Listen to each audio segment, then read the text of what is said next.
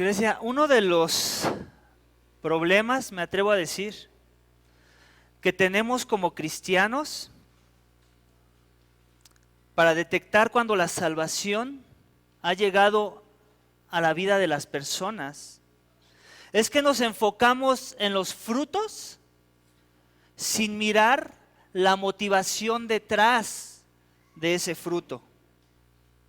Es cierto, los frutos son importantes para detectar si alguien es salvo o no. No estoy cambiando la doctrina. Por sus frutos los conoceréis, dijo Jesús. Amén. El problema, iglesia, es que nos quedamos ahí. En vez de ir más allá, no vemos más allá de los frutos para examinar la motivación detrás de las buenas obras de una persona o aún de nosotros mismos. Yo puedo ir a las misiones, por ejemplo. Puedo dejarlo todo, todas mis comodidades. Puedo dejar aún a mi familia. Pero con la motivación de ser ovacionado por los que me conocen y me rodean. Yo puedo ayudar a alguien en gran necesidad siempre y cuando los demás se enteren de mi buena obra. Yo puedo orar por alguien siempre y cuando los demás me vean. Yo puedo preparar un estudio muy profundo de la palabra siempre y cuando al final de ese estudio gane yo el aprecio de los demás. Los ejemplos son interminables, iglesia. Y los que he mencionado son expectativas que Dios tiene de aquellos que salva. ¿Te das cuenta? No he dicho nada que no la palabra sí nos pida que hagamos. La diferencia radica en la motivación detrás del por qué yo hago esas cosas. La motivación correcta para que yo dé frutos sanos en la vida cristiana no puede venir naturalmente de mi persona. Eso no me sale natural. Yo no nací del vientre de mi madre naturalmente piadoso, con un corazón inclinado a la piedad, a las motivaciones correctas cuando hago las cosas. Sino que necesito algo que es externo a mí, que provoque en mí la motivación correcta para que la salvación que digo tener dé los frutos esperados por Dios. Romanos 8:16, iglesia, no tienen que ir para allá, se los voy a decir, lo resume en estas palabras. Romanos 8:16 dice esto: el Espíritu mismo da testimonio a nuestro espíritu de que somos hijos de Dios.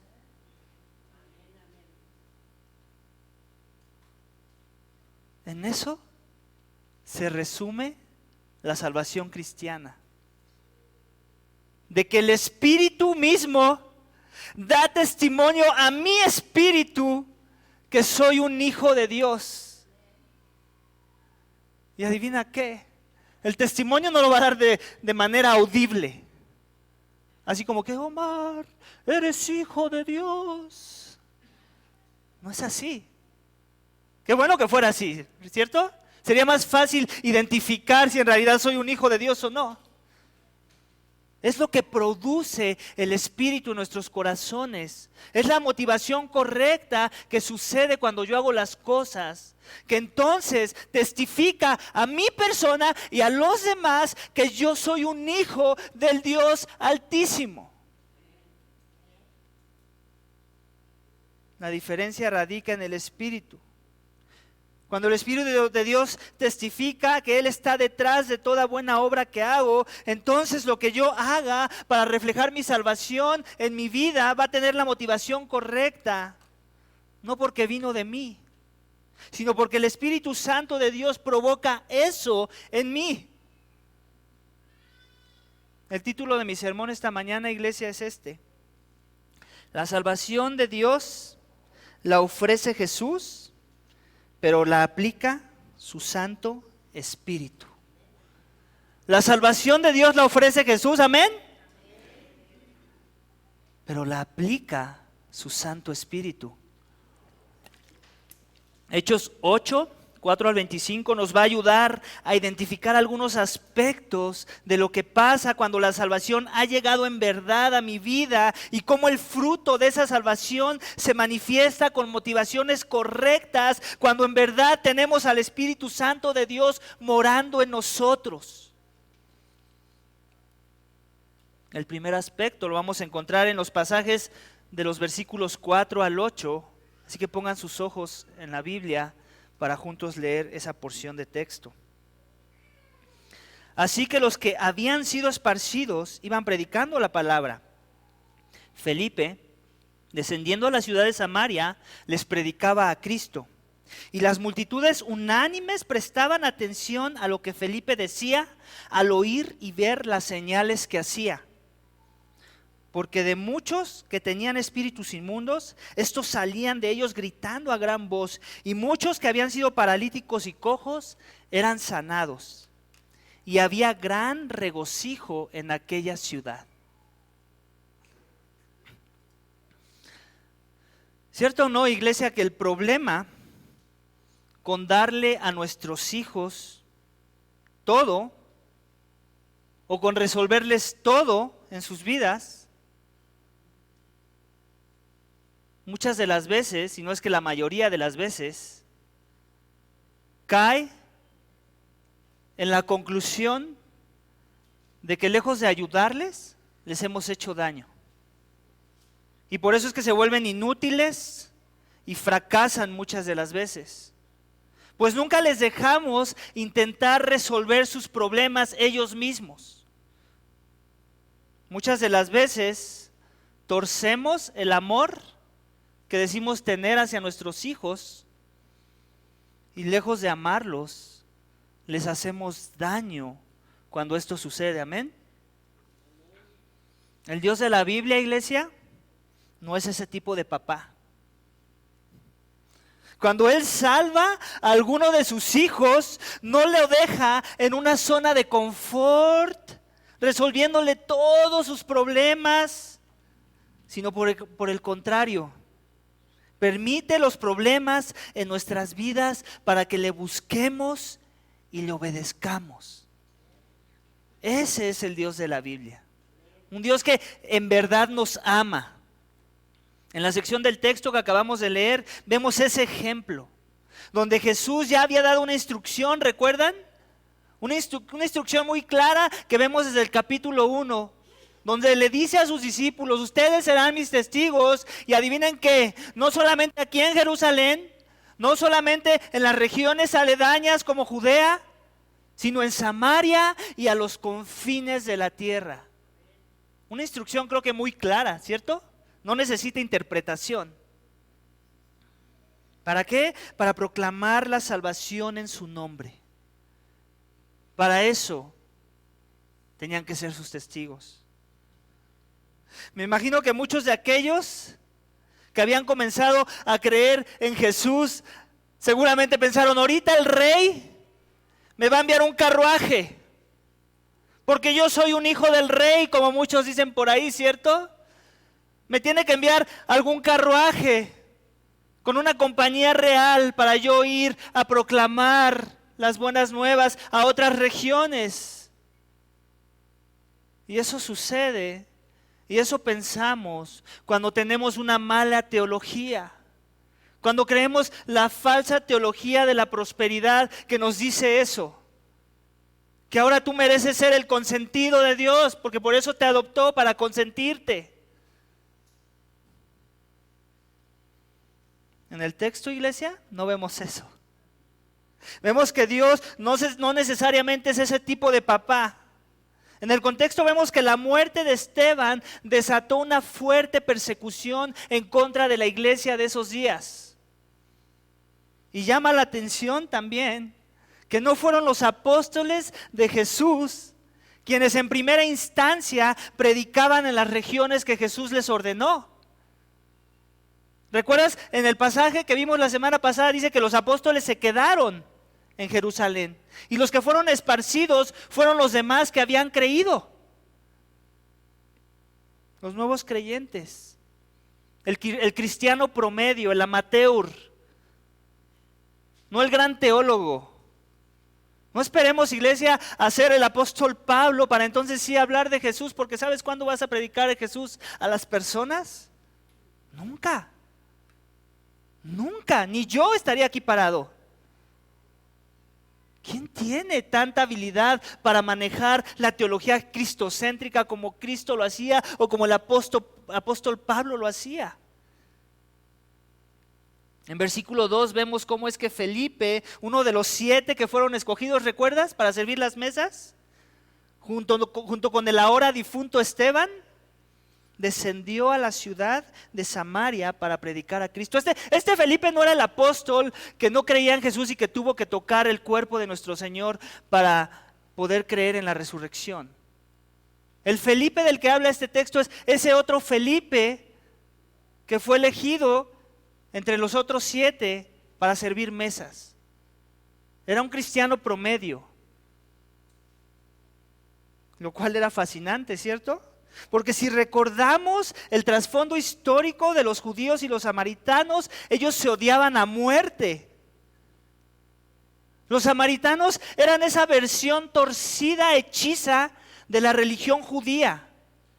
Eran aquellos que habían hecho un templo muy parecido al de Jerusalén, pero no en el monte que Dios dijo que lo construyeran. Eran aquellos que adoraban y traían sacrificios a Dios año con año, pero no al Dios de la Biblia, no a Jehová. Que habían instalado sacerdotes, pero no los sacerdotes de acuerdo a la orden que Dios dio, que tenían que ser del linaje de Aarón. Habían hecho todo muy similar a la religión judía que Dios estableció junto con Moisés, pero lo torcieron de forma que lo acomodaron a su conveniencia, hicieron una religión hecha a su medida. Entonces, por eso era el odio de los judíos con los samaritanos, porque querían parecerse a ellos, pero no eran como ellos. Era una aberración, eran los apóstatas de los días. Torcían la Torá y la interpretaban de una forma que les acomodaba. Y al igual que Esteban, como Esteban, recuerdan la semana pasada comenté, él no fue el primer mártir de la fe, fue Jesús. De esa misma forma, Felipe no fue el primer misionero a los gentiles, fue Jesús. Felipe simplemente estaba modelando lo que había visto en la vida de su Señor Jesucristo. ¿Recuerdan la historia del pozo con la mujer samaritana? Ella era samaritana, era considerada una gentil. Por eso es que tenía que ir a horas donde no necesariamente iba a haber mucha gente a sacar agua, porque de otra forma iba a ser maltratada, la iban a despreciar, iba a haber comentarios en su contra, y por eso escogía una hora donde pudiera pasar por desapercibida. Pero nadie pasa por desapercibido ante los ojos de Jesús, amén. Y la confrontó y le habló de su pecado. Y ella se maravilló y fue y llamó a los demás de Samaria. Miren que aquí hay un hombre que me ha dicho todo lo que soy. Estaba maravillada de la sabiduría de Jesús y de las aguas vivas que Él ofrecía. Iglesia, cuando un corazón ha sido transformado por el Espíritu Santo de Dios, ahora este corazón transformado tiene compasión por cualquier persona, sin importar si es judío o samaritano, como lo vemos en la vida de Felipe. Versículo 6 nos dice que las multitudes en esa ciudad prestaban atención a sus enseñanzas. Algo que seguramente tuvo la influencia primero de Jesús, porque dejó un muy buen testimonio. Y ese es precisamente del que les hablaba Felipe, de ese Jesús. Y no solamente eso, sino porque ahora él también hacía las señales de Jesús. Sacaba demonios, sanaba a los enfermos, respaldando así su ministerio, como diciendo, yo vengo no nada más hablando de aquel que es capaz de pasarte de la muerte a la vida, sino que hago las obras y los milagros que él hacía cuando tenía un ministerio aquí en la tierra. ¿En qué? En el poder de su Santo Espíritu. Eso lo vemos en versículo 7. El testimonio de Felipe, iglesia, nos ayuda a ver lo que dice el primer punto de mi sermón, que soy salvo cuando comparto el evangelio fuera de mi zona de confort. Sí, mi zona de confort. Es muy fácil compartir el evangelio en mi zona de confort, ¿cierto? Pero no es lo mismo cuando soy movido por el Espíritu y me ayuda a compartir donde yo preferiría no estar ahí. No solo ahora Felipe compartía a los judíos como lo hizo Esteban, sino que también lo hacía a los gentiles como lo hizo Jesús. Esa debe ser, iglesia, nuestra actitud ante la afrenta y la persecución cuando Dios la permite en nuestras vidas. No la de conmiserarnos, pobrecito de mí, de ensimismarnos y guardarnos el evangelio para nosotros mismos. No, la actitud correcta es al revés, salir de mi zona de confort para proclamar y en ello reflejar el fruto de la salvación en el poder del Santo Espíritu de Dios que la aplicó en mi vida. Esa es la correcta aplicación de la salvación. Para que otros que aún no conocen el evangelio se regocijen, como vemos que pasó con los samaritanos cuando Felipe les proclamaba el evangelio, y podemos leer en versículo 8. Se regocijaban, dice el texto. Ese mensaje es digno de regocijo en nuestros corazones. ¿Te regocijas, iglesia, en tu salvación hoy? ¿O estás ensimismado? ¿Estás triste? Pobrecita de la iglesia vertical que está perdiendo a sus miembros. Por favor, no adoptemos esa posición, iglesia. ¿En qué Dios hemos creído? Regocíjate en medio de la afrenta.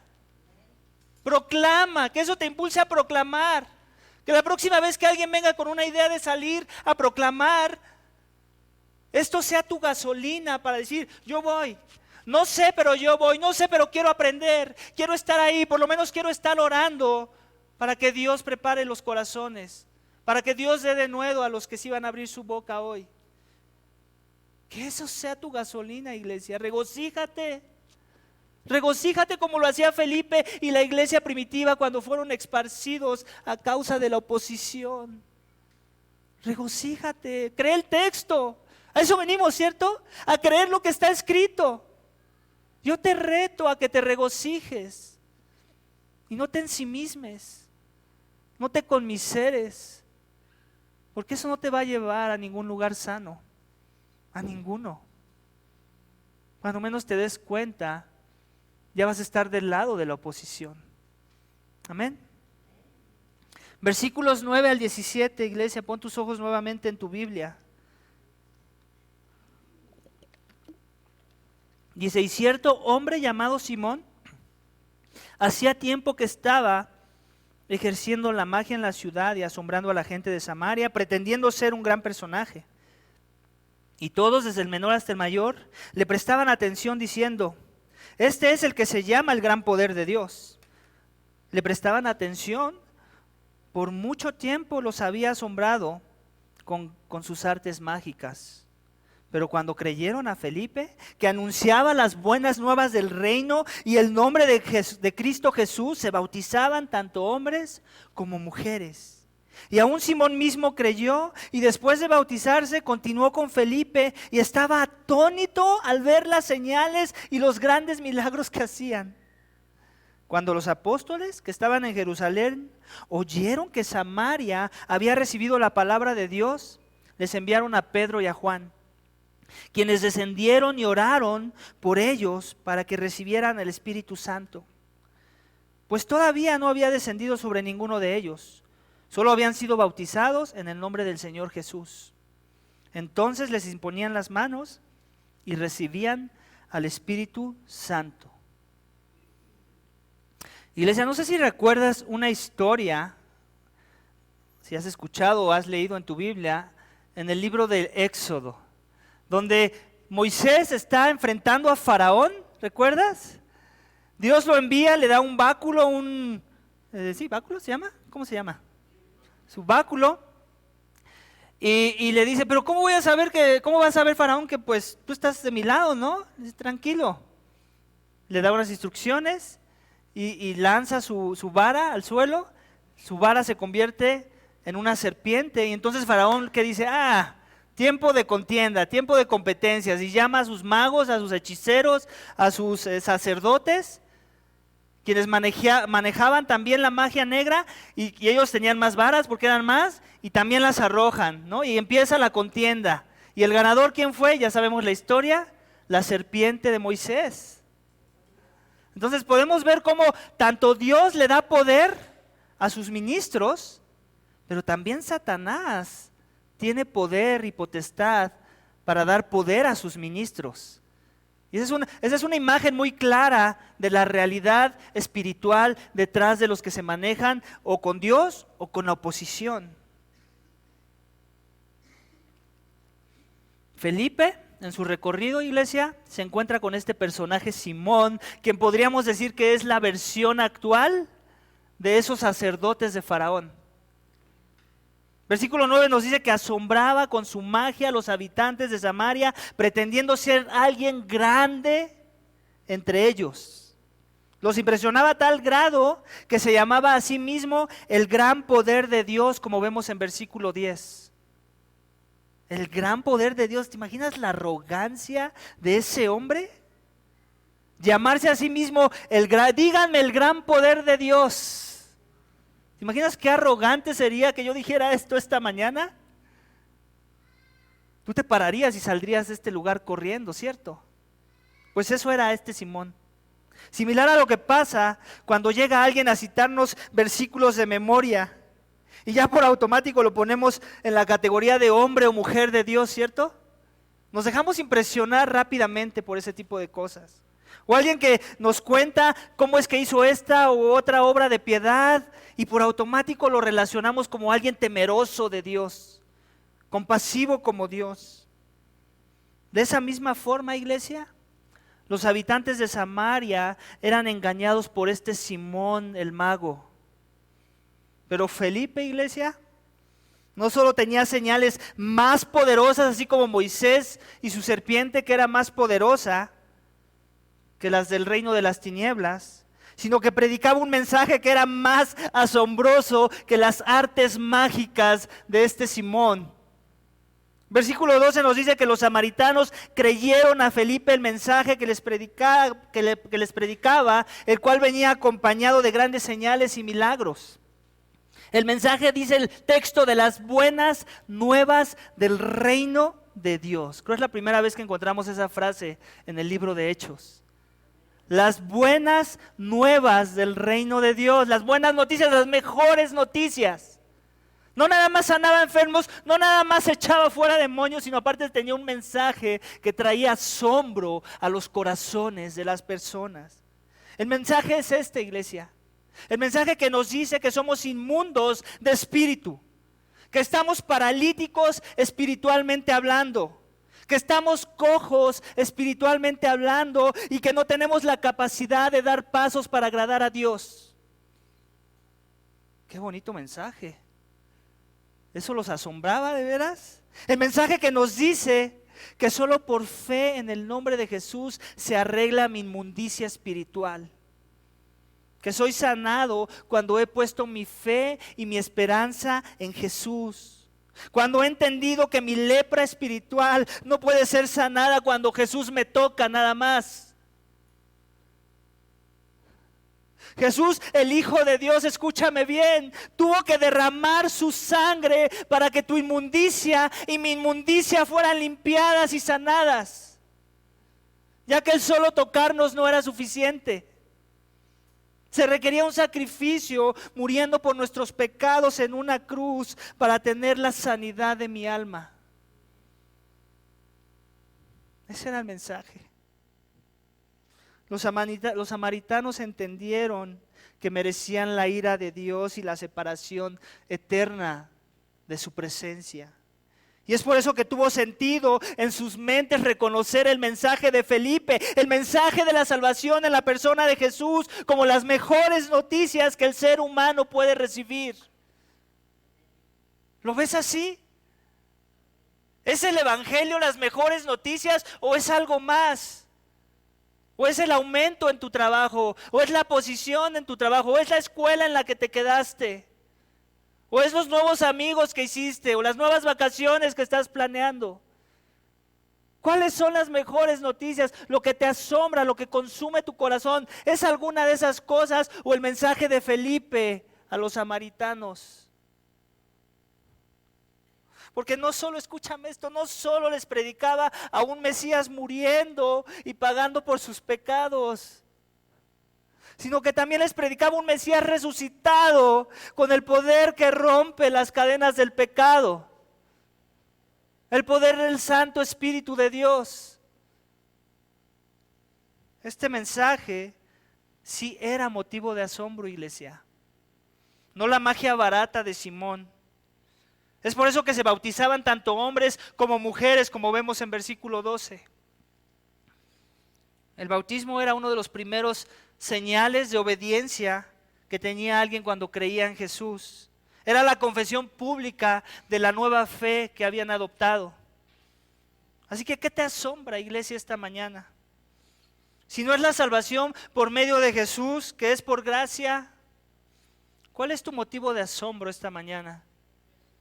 ¿Qué magia, asunto, cosa o persona es el motivo de tu asombro en vez de la salvación que Jesús ofrece en una cruz? Ven a Jesús. Si aún no le conoces, ven a Jesús en arrepentimiento y fe. Ven a Él no por los milagros, no por la prosperidad terrenal, no para que resuelva tus pequeños problemitas, sino para que te dé vida eterna y perdón de pecados. Esa es la correcta motivación de venir a Jesús. Las demás motivaciones, por muy justificadas que parezcan, son mera idolatría de tu corazón. Ven a Jesús porque te asombra su persona, porque estuvo dispuesto a hacer y mostrarte el amor eterno. No vengas porque te asombra lo que puedas obtener de Él, como muchos hacen. Versículo 13 nos dice que Simón mismo creyó. Vamos a ver si perseveró en su credulidad. Si el arrepentimiento fue genuino, con frutos dignos de arrepentimiento. Versículo 14 al 17 nos narra cómo es que cuando esta noticia llegó a Jerusalén, que en ese momento era la matriz de la fe cristiana, cómo es que las manifestaciones del Espíritu Santo de Dios que tomaron lugar en Jerusalén, en Pentecostés, ahora también se estaban llevando a cabo en tierra gentil. Cómo es que a pesar de la oposición de Saulo, seguía regándose el mensaje de la salvación. Entonces los apóstoles en Jerusalén pensaron, tenemos que mandar a una expedición, tenemos que ver si esto que nos informan es verdad. No simplemente se dejaban llevar por los comentarios, ellos querían asegurarse de lo que estaba pasando. ¿Por qué? Porque obviamente, imagínate, trata de entenderlos un poco, en su cosmovisión, ellos eran el pueblo elegido de Dios. Las promesas eran para Israel, para Abraham, para sus descendientes. Y en su cosmovisión, en su teología, todavía les estaba costando trabajo conectar el hecho de que Jesús no solamente vino a salvar a una nación, sino a una multitud de naciones, a personas de toda tribu, lengua y nación. Entonces, para ellos la noticia no era cualquier noticia, para nosotros no sería nada sobrenatural, pero para ellos sí lo era. Ese era su contexto, su trasfondo. Así es que comisionan a estos dos, a Pedro y a Juan. Y checa el dato. No es que se mandaron solos a pesar de que eran apóstoles. Ellos tenían una iglesia local a la que se sometían a una pluralidad de ancianos y ellos eran los que decidían quién iba y quién se quedaba. No eran llaneros solitarios. Versículo 15 y 16 es un caso, por cierto, muy particular en la historia de la iglesia primitiva, que ya no aplica en nuestros días. Ya que nos dice que Pedro y Juan fueron a orar para que el Espíritu Santo descendiera sobre los que habían creído. Otra vez, no todo en el libro de Hechos se tiene que replicar en las iglesias futuras. Tengamos mucho cuidado. Muchas iglesias basan su teología solo en el libro de Hechos. Y cuando hacemos eso y hemos descartado todo el demás consejo de Dios, los evangelios y otras cosas que están reveladas para que la iglesia tenga un balance sano de las cosas que tiene que creer y llevar a la práctica, cuando hacemos eso caemos en gran peligro de herejía. Y por eso es que muchos creen que tienen que orar por la persona que ya profesó a Jesucristo como su Salvador, para que entonces el Espíritu caiga en sus vidas y entonces empiecen a hablar en lenguas, y entonces ahí sí es la manifestación de que la persona en verdad es salva. No lleguemos a esas conclusiones. Ese es un contexto muy en particular, de una iglesia muy en particular, que estaba experimentando cosas muy en particulares. Y eso es lo que estaba pasando. Por eso es que hacían esta práctica, para asegurarse que ese mismo espíritu que empezó a obrar en ellos en Jerusalén era el mismo espíritu que ahora estaba trabajando en los corazones de aquellos que ellos odiaban, los samaritanos. Lo único que debemos concluir entonces de estos dos textos es que los apóstoles vinieron a cerciorarse que la manifestación del espíritu de Pentecostés que ellos experimentaron era el mismo que se movía ahora en la vida del pueblo gentil. Nada más. No vayas muy lejos con tu interpretación. Este es un caso aislado que solo aplica al tiempo y contexto de este acontecimiento, y el propósito era para validar que el mismo poder que obraba en gentiles obraba en judíos. Nada más. Amén. No lleguemos a aplicaciones erróneas, iglesia, de que uno puede ser salvo sin que el Espíritu Santo de Dios more en nosotros. Eso no es lógico. Ya lo leímos en Romanos, ¿cierto? El Espíritu testifica a nuestro espíritu que somos ¿qué? Hijos de Dios. Amén. Así que soy salvo cuando mi fe y mi obediencia es guiada por el Espíritu. Amén. Como dice el segundo punto de mi sermón. Soy salvo cuando el Espíritu Santo testifica a mi espíritu que soy un hijo de Dios. En la siguiente sección, iglesia, vamos a ver cómo alguien que creyó y fue bautizado no necesariamente era salvo. Pero antes de pasar a esa sección, déjame te hago algunas preguntas como aplicación de este segundo punto. ¿Es tu obediencia a Dios guiada por el Espíritu Santo de Dios o por algo más? ¿Es tu obediencia basada en la tradición de tus padres tal vez? ¿Es tu obediencia basada en el orgullo de tu corazón tal vez? Porque a veces nuestro corazón orgulloso nos puede llevar a la obediencia, por si no lo sabías. ¿Es tu obediencia a Dios basada en complacer a los demás? ¿O es genuina y guiada por el Espíritu, donde buscas agradar a Dios y a nadie más? En la semana me encontré por ahí en mi Facebook una cita que me gustó mucho, que es de uno de mis predicadores favoritos, que se llama Steve Lawson. Se las voy a leer, dice así: si desagradas a Dios, ya no importa a quién agrades. Y si agradas a Dios, ya no tiene importancia a quién desagrades.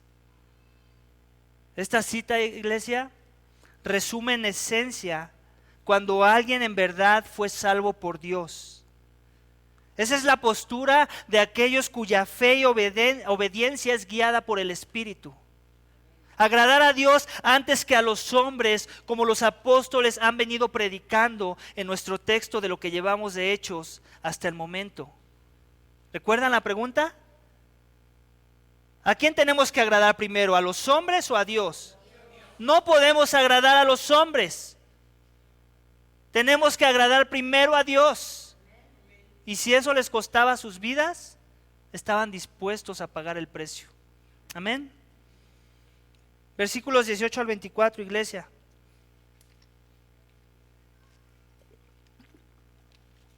Cuando Simón vio que el Espíritu se daba por imposición de las manos de los apóstoles, les ofreció dinero diciendo: dadme también a mí esta autoridad, de manera que todo aquel sobre quien ponga mis manos reciba el Espíritu Santo. Entonces Pedro le dijo: Que tu plata perezca contigo porque pensaste que podías obtener el don de Dios con dinero. No tienes parte ni suerte en este asunto porque tu corazón no es recto delante de Dios. Por tanto, arrepiéntete de esta tu maldad y ruega al Señor que si es posible te perdone el intento de tu corazón. Porque veo que estás en hiel de amargura y en cadena de inequidad.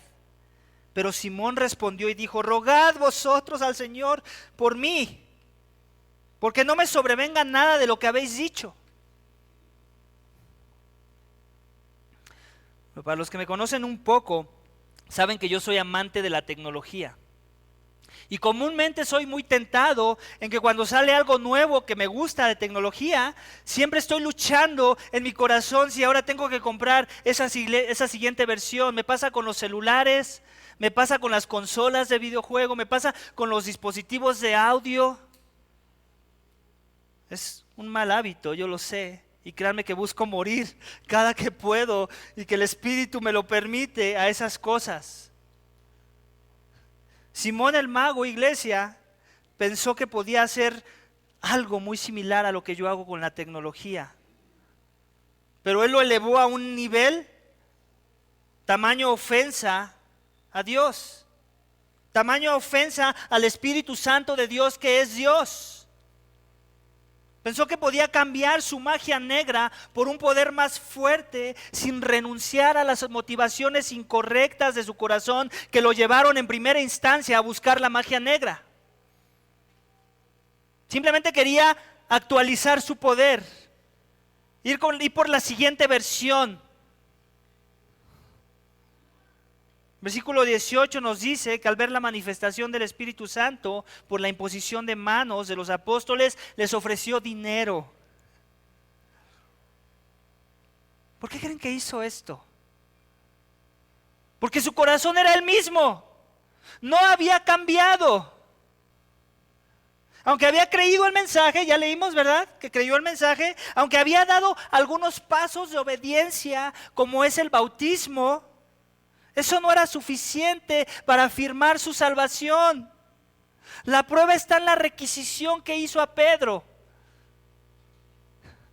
donde por dinero quería obtener el poder que viene de lo alto, quería un Dios domesticable al cual pudiera usar a su antojo. Seguramente para seguir robándole la gloria a Dios, para atraer la atención a su persona. Dijo, si antes algunos me decían el gran poder de Dios, ahora sí todos. Ahora sí todos me van a decir el gran poder de Dios. No nada más algunos, toda la ciudad. Seguramente pensó, si antes yo era famoso, producía asombro, ahora con este poder, ¡wow! Dámelo, ¿cuánto cuesta? Su motivación era errada. Y lo demostraba con la insolencia de pensar que podía comprar la autoridad y la manifestación de poder en su vida. Versículo 20 es una reprensión directa, sin rodeos, de Pedro hacia su persona, por tener la osadía de pensar que podía tratar a Dios y su Santo Espíritu como antes él lo hacía con su magia y su hechicería. Le reprende diciendo que su plata perezca con él, de la misma forma que la plata que recibió Judas pereció con él. Seguramente con eso en mente. ¿Por qué no vas y te ahorcas, Simón? ¿Por qué no vas y compras un terreno con el dinero que ya tienes y mueres ahí? Le dice que no tiene parte en este asunto, porque su corazón no es recto delante de Dios. En otras palabras le está diciendo, no importa, escúchame Simón, no importa cuánto dices que has creído, no importa qué tan profundo fuiste cuando alguien te bautizó, tú no eres salvo, le está diciendo. El Espíritu de Dios no mora en ti. De otra forma, la insolencia que acaba de salir de tu boca no hubiera salido. Simón, al igual que Ananías de capítulos pasados, demostraba ser un impostor de la fe cristiana. Estaba demostrando que el solo creer no es suficiente. Ya lo hemos dicho antes, que hay una forma de creer que puede ser mero intelectualismo. que nos puede llevar a muchos a incluso dar pasos de obediencia, como el bautismo, o como salir a evangelizar, o como el orar, o como el leer la palabra, pero que no necesariamente significa que en verdad hemos creído. Es por eso que nunca, iglesia, hay que dejarnos sorprender con la primera impresión. Es por eso que es bueno asumir que todo aquel que no es bueno asumir que todo aquel que se bautiza ya es salvo. O que todo aquel que dice creer, o que todo aquel que hace esto o aquello que se ve muy cristiano. Ese es un error. Saca este principio del texto, por favor, hoy. Es un error. No soy yo el que digo eso, es el texto el que me instruye a mí y te está instruyendo a ti esta mañana. Tengamos mucho cuidado. Cuando Jesús dice que habrá lobos vestidos de ovejas, no nos está diciendo una imagen bonita para que usemos en la escuela dominical con los niños y les dé miedo. No nos está diciendo que los ataques van a venir con manifestaciones de gente revolcándose aquí. Eso no sucede en nuestro contexto, y si sucede son casos aislados. Será en África, en tribus animistas que invocan espíritus. Los ataques demoníacos, iglesia, escúchame bien. Ya lo he dicho antes, pero esto nunca lo voy a dejar de repetir. Es importante que sigamos recordando esto en nuestras mentes. Los ataques demoníacos que van a llegar a esta congregación más fuertes, ¿sabes cuáles son? Los de aquellos que niegan la verdadera doctrina, llamándole falsa. Los de aquellos que tuercen la verdad de Dios y que nos muestran una apariencia de piedad. Esos son los ataques demoníacos que vas a ver en esta iglesia en un futuro. Si estabas esperando manifestaciones de gente retorciendo, caminando por los techos, deja de ver películas. La vida real, los ataques reales de la vida cristiana son con gente como Ananías, como Zafira, como Simón, que se bautizaban, que hacían las cosas que se ven muy bien cristianas, pero que al final sacaban el cobre, sacaban la verdadera motivación de su corazón. Yo puedo hacer todas esas cosas con la motivación carnal e inmunda de mi naturaleza caída para obtener lo que quiero. Y usar a Dios para mis propósitos egoístas y no para adorarle y servirle y que Él se glorifique en mi vida. Escúchame bien. Y te digo esto con mucho amor. Y tengo que decir que lo digo con mucho amor porque muchas veces ya se me juzga de que no tengo amor. Entonces tengo que anticipar que es el amor. No quiero escapar la posibilidad de que haya alguien aquí con un corazón torcido como el de Simón, donde has hecho lo que se te dijo que hacían los cristianos, pero tu corazón está puesto en las cosas de este mundo y no en Jesús. Si ese eres tú, quiero hacer eco a las palabras de Pedro que tuvo para Simón en versículo 22. Arrepiéntete de tu maldad y ruega al Señor que si es posible, perdone el intento de tu corazón. Porque si ese eres tú, como Simón, posiblemente tú también estás en hiel de amargura y en cadena de iniquidad. Mejor ven a la fe verdadera, al arrepentimiento genuino. Y deja de engañarte, de pensar que amas a Dios, cuando en realidad tu vida demuestra que te amas a ti mismo más antes que a Dios. Deja de ser un impostor como Simón y conviértete en un verdadero seguidor de Jesús. Ruega a Dios, como rogó Simón en versículo 24, para que no perezcas junto con tus hipocresías y falsedad, y que en su lugar Dios te dé el arrepentimiento genuino que provoca el Espíritu Santo en los corazones de los hombres. Okay. Escúchame bien. A Jesús nadie lo engañaba, obviamente que Él era Dios, pero también tuvo a sus impostores en su círculo, ¿cierto? A Pablo y los apóstoles también los engañaron.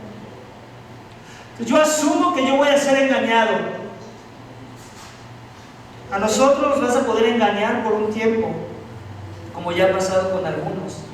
Pero a Dios no lo engañas, así que mejor arrepiéntete y ven a la abundante gracia de Dios para que no sobrevenga sobre ti la ira que Dios tiene reservada para aquellos que le buscan por sus cosas, pero no le buscan por lo que Él es. Arrepiéntete. Arrepiéntete. Si algo te tienes que llevar de este sermón hoy, si eres un falso creyente, un falso converso, si has estado escuchando la vida cristiana, la has estado viendo, aún la has estado imitando, pero no hay una transformación genuina de corazón, arrepiéntete, hoy es tu día de salvación. No esperes al siguiente sermón, porque tal vez el siguiente sermón no viene. No pienses que cambiándote de iglesia se va a arreglar tu problema. No pienses cosas que no tienen sentido, porque todo tiene sentido cuando el Espíritu de Dios mora en nosotros. Y sin el Espíritu estamos muertos. Somos como zombies muertos en vida espiritual. Amén. Soy salvo, iglesia, como dice el tercer punto de mi sermón, cuando mi corazón es recto delante de Dios. Amén. Soy salvo cuando entiendo que la salvación no es mero intelectualismo. Sí, comienza con intelectualismo, pero no se queda ahí. La aplica el Espíritu para que pase del intelecto al corazón, para que demos frutos, no de aparentalistas buscando lo suyo, sino frutos genuinos buscando la gloria de Dios. Santiago 2:19, iglesia, lo dice también, dice esto. Dices que también, dices, ¿tú crees que Dios es uno? Los demonios también creen y tiemblan. Así que créelo. Hasta los demonios tiemblan y creen, así como Simón. Lo cual los hace aún más piadosos que muchos que profesan creer, pero que ni siquiera tiemblan. ¿Sabes que un demonio? ¿Pensaste alguna vez que un demonio podía ser más piadoso que un hombre que dice creer? Hay hombres que dicen creer, pero no tiemblan. No tiemblan a su palabra, no tiemblan a la exhortación, no tiemblan a nada. Y por eso no hacen nada, y por eso sus vidas son un caos que no representa la verdadera salvación. Al final, tanto los demonios como el que cree sin la correcta aplicación del Espíritu, sin el poder que viene de lo alto, están separados de la gloria de Dios. Y ambos serán arrojados al infierno eterno, dice Apocalipsis. Amén. Último versículo. Después de haber testificado solemnemente y hablado la palabra del Señor, iniciaron el regreso a Jerusalén, anunciando el Evangelio en muchas aldeas de los samaritanos. Hay otra cita que me gusta mucho y esta es del príncipe de los predicadores, Charles Spurgeon, que dice así: ¿todo cristiano es un misionero o un impostor? Lo voy a volver a repetir. ¿Todo cristiano o es un misionero o un impostor? Ya vimos que sin lugar a dudas, Simón el mago era un impostor. Y lo mostró enfocándose no en proclamando a Dios, sino en sí mismo, en lo que él quería para su persona. Amén. No en la verdad, se enfocó en su persona buscando las cosas de Dios, pero por razones egoístas, no porque quería a Dios. Como cuando queremos ir al cielo porque el cielo es bueno, pero no queremos ver al Dios que lo creó. Versículo 24 nos dice, no nos dice que Simón clamó por misericordia, quiero que quede bien en claro eso también. Ahí no dice que clamó por arrepentimiento y que fue genuino para salvación. Simplemente clamó para escapar las consecuencias que Pedro estaba augurando sobre su persona, para escapar la ira. Lo único que sí podemos concluir es que se le dio la oportunidad de arrepentirse. La misma que no tuvieron oportunidad ni Ananías ni Zafira, ¿recuerdan? Inmediatamente, ¡pum!, cayó muerto. Quiero pensar, esto no lo dice el texto, pero quiero pensar que la oportunidad se dio así porque él no tenía la revelación que ellos ya tenían. Él venía de un paganismo total. Y en su misericordia y paciencia Dios refrena el castigo por el pecado de esa forma, dándole esa oportunidad para que pudiera profesar en realidad al Hijo de Dios. Y lo mismo es para ti esta mañana, que si tú has escuchado este mensaje, tal vez por primera vez, las buenas nuevas del reino, Dios te está dando la oportunidad de que no salgas de aquí igual como entraste, sino que te arrepientas en verdad, que vengas a la fe cristiana, que vengas a la gracia, al perdón divino, a la salvación que no se compra con buenas obras, ya que la salvación es para todos, para los que creen que son salvos y no lo son, y para los que no sabían que necesitaban salvación.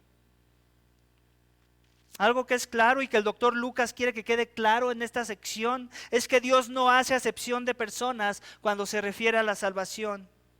Él la ofrece a todos los hombres sin importar cuál es tu trasfondo de pecado, sin importar tu raza, tu estatus social, político o educativo.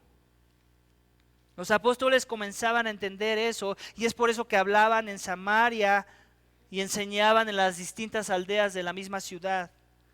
Porque ahora comenzaban a entender que Dios no solamente era el Dios de los judíos, sino también de las naciones de la tierra, de los gentiles.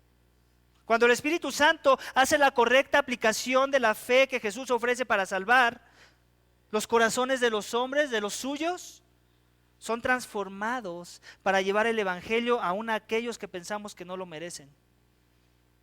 Es triste cuando vemos personas que se dicen cristianos, que quieren refrenar la bendición de la salvación a un grupo de personas. He conocido de personas que no quieren hablar de Jesús a las personas homosexuales, por ejemplo. Si ese eres tú, arrepiéntete de pensar eso, de tener ese tipo de actitudes que no deben de ser toleradas en la comunidad de la fe cristiana. Si el cristiano debe rechazar el homosexualismo,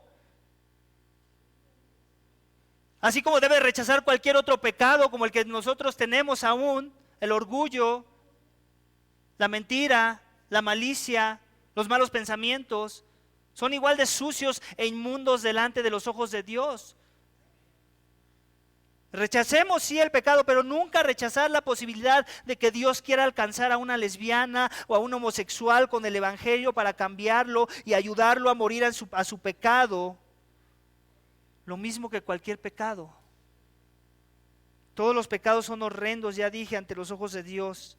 Por eso necesitamos venir a la gracia, a la salvación que Jesús ofrece, porque todos hemos pecado y hemos sido destituidos de la gloria de Dios. Amén. Soy salvo cuando testifico sin hacer acepción de personas, como dice el último punto. ¿A qué grupo eres tentado en pensar que no merecen la salvación que Jesús ofrece? Y cómo este texto te ayuda a cambiar tu perspectiva para que ya no pienses así. No hay pecado por el que Jesús no murió, que quede bien claro. El único pecado que no va a ser perdonado es el imperdonable. El no haber creído, el no haber venido a Jesús en arrepentimiento y fe. Ese pecado sí no tiene perdón. Pero cuando la salvación ha llegado, es la aplicación correcta del Espíritu de Dios en los corazones de los hombres. Iglesia, en el principio hice alusión a las cosas que alguien puede estar haciendo para manifestar que es salvo. Ahora sabemos, gracias al texto que estudiamos hoy, que la certeza de que esa salvación es verdadera en mi vida es porque el Espíritu Santo de Dios, que pone la motivación correcta en nuestras buenas obras, lo hace para que glorifiquemos a Dios y no a nosotros, o a una iglesia, o a los hombres, o a una marca, o a mis pasiones. Así que mi oración, iglesia, esta mañana es que si aún no posees esta salvación que Jesús ofrece a todos los pecadores, la poseas. Pero no de una forma religiosa, sino en poder, con la correcta aplicación de la misma en tu corazón por el Espíritu Santo de Dios. Cuando Dios obra en los corazones, dándoles genuino arrepentimiento. Y que si ya la posees, entonces manifiestes frutos verdaderos, dignos de arrepentimiento. Lo que ya dijimos, compartiendo el evangelio fuera de tu zona de confort, mostrando una fe y obediencia guiada por el Espíritu, fomentando un corazón recto delante de Dios, testificando sin hacer acepción de personas, como vemos que lo hacía Jesús y Felipe en los textos. Así que vamos a orar, iglesia, para que Dios nos dé esa gracia. Señor, gracias por tu palabra. Gracias porque has sido bueno hoy y nos has confrontado con la verdad. También nos has animado a vivir para Jesús. A ver en la vida de Esteban y ahora de Felipe un modelo de vivir cristiano, no fundamentado en la hipocresía o en mi apariencia religiosa, sino con el verdadero sentir y mover de aquel que dio vida espiritual a nuestros corazones para poder clamar por la salvación que vino de lo alto, por aquel Jesús que se humilló por nuestros pecados, por aquel que se hizo carne para recibir el castigo de la carne. Gracias, Señor, por el Espíritu, porque sin el Espíritu nada podemos, sin Cristo nada podemos. Ayúdanos, Señor, a ser una iglesia de los pocos que tienen el Espíritu y no de los muchos que llenan bancas y que brincan a la hora de la alabanza y que les gusta el show, pero que no tienen un corazón contrito y humillado, un corazón devoto a tu persona, un corazón humilde y sincero que se manifiesta en un genuino arrepentimiento que nos lleva a amar a Dios y a los hombres de forma eficaz, honesta y genuina. Derrama de tu Espíritu, Señor, porque sin tu Espíritu nada podemos. Aún sigue trabajando en nuestros corazones lo que aprendimos hoy, y que si hay algo que no ha sido aplicado en el poder de tu Espíritu, aplícalo, Señor. Porque yo no tengo poder ni sabiduría en mí para convencer corazones que no han sido tocados por tu Espíritu. Tienes que ser tú, Señor, obrando con el milagro de la salvación, con el milagro de la regeneración de corazones, con el milagro de la santificación que solo puede venir por medio de la gracia. La misma gracia que nos salvó es la gracia que nos sigue santificando hoy. Te lo pedimos, Padre, y te damos gracias en el nombre de tu Hijo amado, Cristo Jesús. Amén.